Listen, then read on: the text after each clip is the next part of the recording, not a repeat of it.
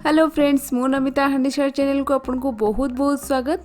छतुआ तो मु बनै सारे बर्तमान मु छतुआरे तैयारी भोग बनैबी पणा संक्रांति पई।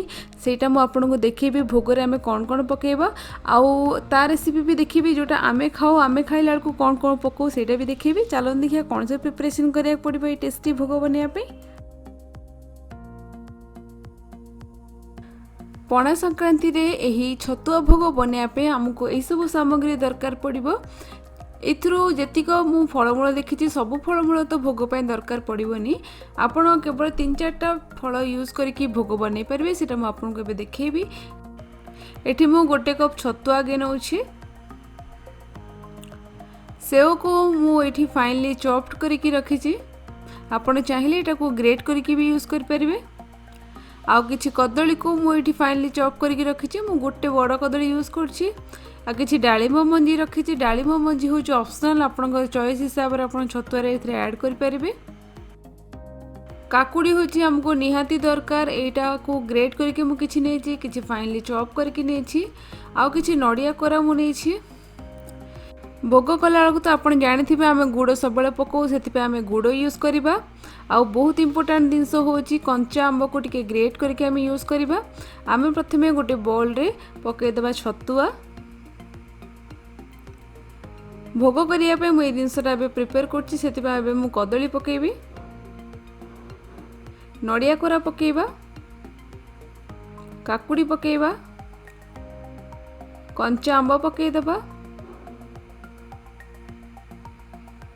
आउ एठी पकेबा फाइनल रे आमे गुड़। एतिकी फल होची मेन जिनस जोटा कि कदली, नडिया, काकुड़ी, आंब, गुड़ एतिकी चकुड़ी की आमे ठाकुरंग भोग प्रिपेयर करि परिबा। समस्तंगर भोग बनेबा रेसिपीटा टिके टिके अलगा थाई पारे। आपण चाहिले से जो सेव अछि, अंगूर, डालिंब आप सब भी पकईकी भोग लगे पारे।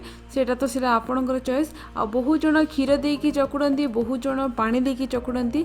मुझे क्षीर और पानी दीटार ऑप्शन आपको देखी। आपणकर चॉइस, आपन को केमिति भोग लगाती आपन सेमिति भोग लगातु। आम घर आड़े तो मु देखी पानी देकी चकुड़ती। आउ मु पानी रे प्रथमे चकुड़ी, तापर क्षीर ऑप्शन भी आपको देखौछि। आपन मते कमेंट बॉक्स रे लिखिकी देखेबे कि कौन पकईकी आपन ठाकुर पाखरे भोग लगाउछंती। आ भोगर फोटो भी मत शेयर करंतु।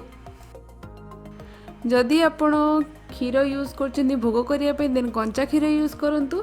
आ जदि आपण निजे खाया के यूज करछंती देन सीजा क्षीर यूज करंतु। एटा तो कॉमन कथा मु स्टिल कहि दोछि। आ एहा को भला भाबरे मिक्स कर दवा। वर्तमान भोग हमर तो पूरा पूरी रेडी हो गलानी। एहा को हमें गोटे प्लेट को काट दवा सेपरेटली। एबे मु आपन को देखैबी आम माने खाइला को ए छतुआ चकटा रे कोन कोन यूज करू सेटा मु एबे आपन को देखिया को जाउछि। आपण चाहिले छतुआ बनैला को सेथरे चीनी भी पकई न पारती, ना अमूल भी पकातुनी। डायरेक्ट लास्ट रे जेतल को आपण भोग लगे से गुड़ दिंतु। आ खाइला को अमूल पकातु। खाइबा छतुआ चकड़ा को से आम टिके पकईदेवा लुण।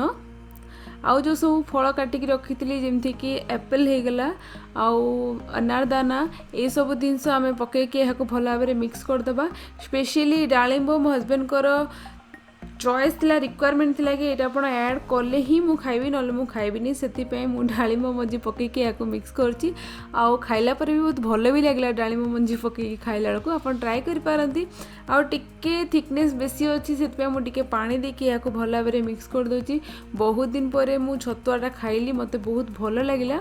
आपण भी एमती खातु, बहुत हेल्दी। जानछन तो बहुत किछि जिनस बनेकी एटा हमें बनैछे, केबे भी नष्ट करंतुनी। एबे मु सर्व कर दोछि, आपण देखंतु।